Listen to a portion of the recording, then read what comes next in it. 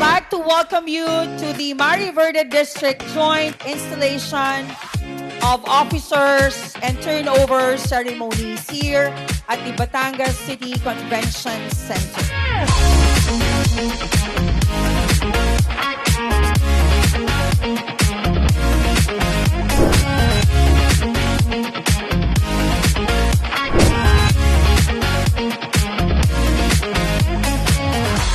Your presence today makes this celebration even more meaningful, and we thank you for sharing this special occasion with us. As I stand before you today, my heart is filled with gratitude, pride, and humility.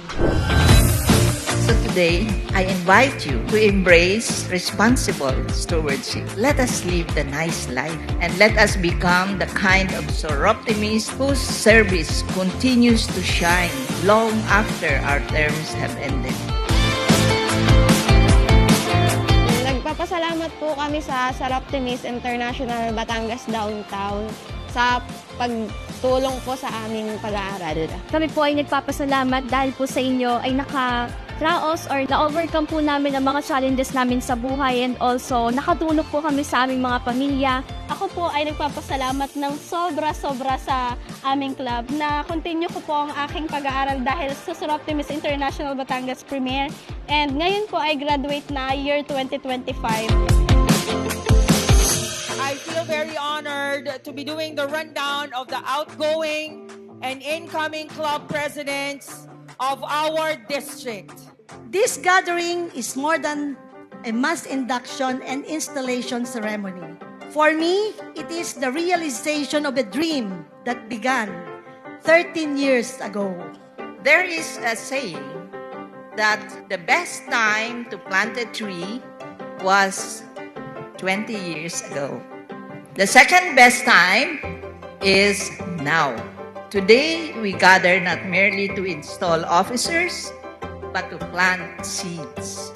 Seeds of leadership, of friendship, of service, and of hope.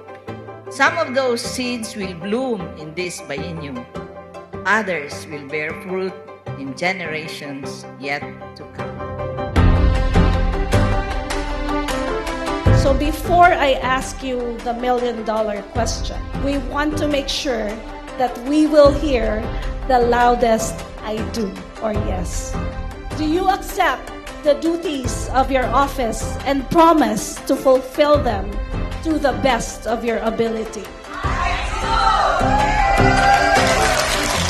In 2018, that dream reached a significant milestone when we became the District of Mari Verde.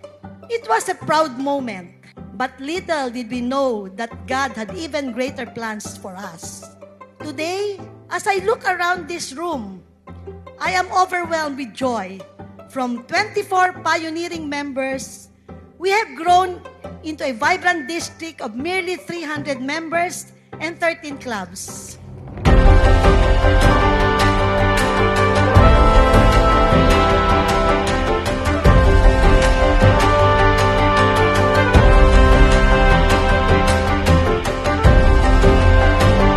Allow me to say congratulations to the outgoing officers for a job well done. And congratulations and the best of luck and leadership journey to the newly installed officers.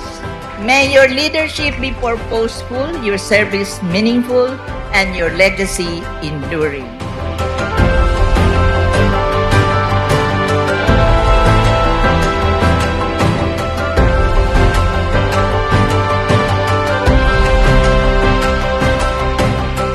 My dear Mari Verde family, this is not simply the beginning of another biennium, it is the beginning of another opportunity to make a difference. Let collaboration unite us, let stewardship guide us, and let resilience sustain us.